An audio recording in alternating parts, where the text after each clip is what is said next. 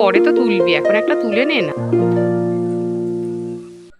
যে টাইমে রোজ ওঠে সেই টাইমে এগুলো বড় হলে দেখবি এই ভিডিওগুলো।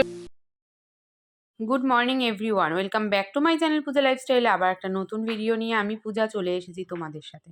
প্রথম দিয়ে শেষ অবধি ভিডিওটা দেখো। ভিডিওটা দেখে কী ভাবছো সকাল সকাল আমি কি করলাম? ওটাকে আমি সিন্নি মাখালাম? একদমই না, ওটা হবে আজকে গোলা রুটি। গণেশের আজকে খেতে ইচ্ছা করেছে হলো গোলা রুটি।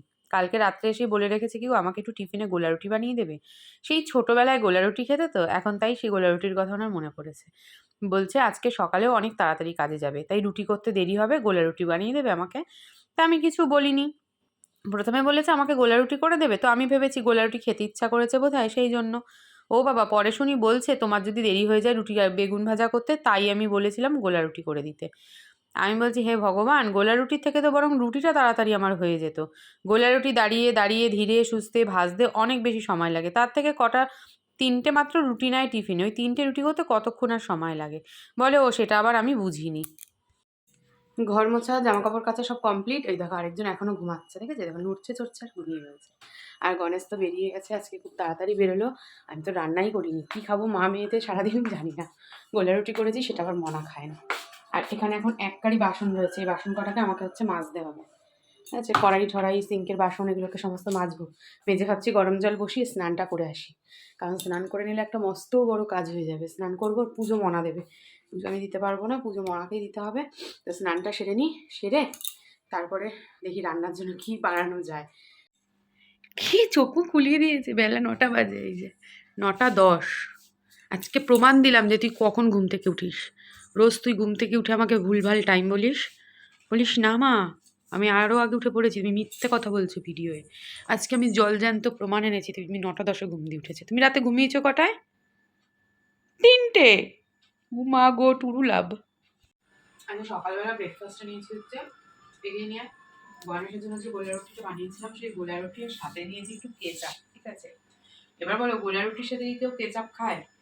একদম ঠিকঠাক কম্বিনেশন নয়। কিন্তু গোলা রুটিটা এখন মুখে দিয়ে আমি দেখছি যে গোলা রুটিতে মিষ্টিই হয়।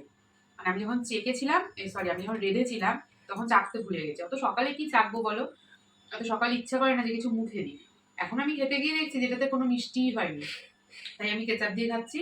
আর গণেশকে আমি দুটো বেগুন ভাজাটাও দিয়ে দিয়েছিলাম, ঠিক আছে, তাহলে ভাগ্যিস দিয়ে দিয়েছিলাম। ও বরং ওটাকে খেয়ে নিতে পারবে। আজ সকালে মনে কার মুখ দেখে ঘুম থেকে উঠলো? বাপির। এবার ও সারাদিনের শেষে রিভিউ দেবে ওর দিনটা ভালো গেল না খারাপ গেল। মোটামুটি দিনটা এখন ভালো করেই শুরু হলো, কারণ 9টায় ঘুম থেকে উঠেছে, তাই দিনের শুরুটা ভালো হলো।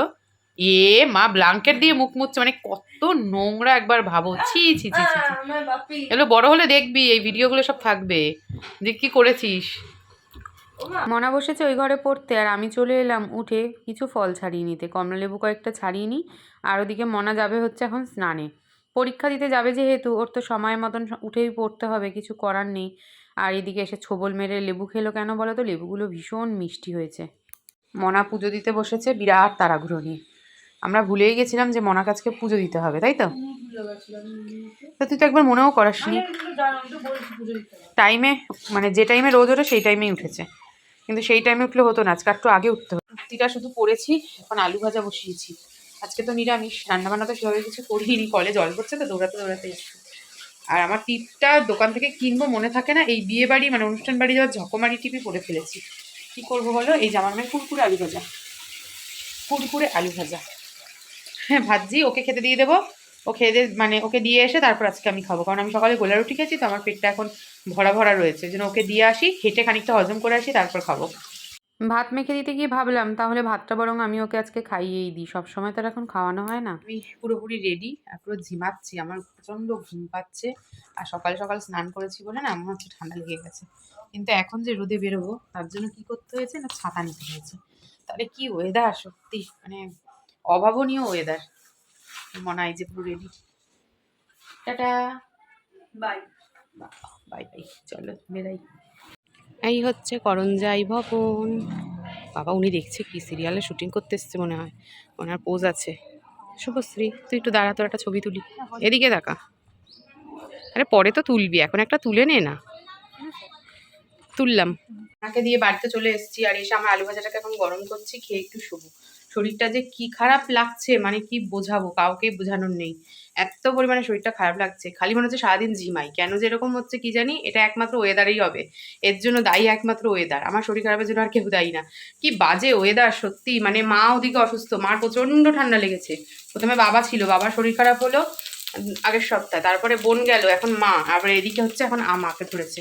মানে আমার যে কি হচ্ছে না শরীরের ভেতর, না কিছু খেতে ইচ্ছা করছে, মনে হচ্ছে কি একটা কেমন জোড়ো জোড়ো ভাব, মনে হচ্ছে ভেতরে একটা জ্বর জ্বর রয়েছে, কিন্তু সামনে বাইরে আসে, ওটা ভেতরে রয়েছে, বাইরে প্রকাশ করেনি। চলো খাওয়া দাওয়া করি, করে একটু শুই, আবার মনাকে আনতে যেতে হবে। মনাকে বলেছি অ্যালার্ম দিয়ে যা, কারণ শরীরটা খারাপ তো, যদি চোখ লেগে যায় তাহলে হয়ে গেল। মনাকে নিতে বেরিয়েছি লিটারেলি ঝিমাতে ঝিমাতে, মানে মুখ দিয়ে কোনো কথা বেরোচ্ছে না, ওই জন্য শুধু ভিডিও করেছি। এই যে এতটা হেঁটে আসতে হচ্ছে, তার জন্য গরম লেগে গেছে। সোয়েটার না পরে আসলে ঠান্ডা লাগবে, আবার সোয়েটার পরে আসলে গরম লাগবে। বিকেল 4টের সময় ওয়েদারটা এরকমই হয়ে রয়েছে।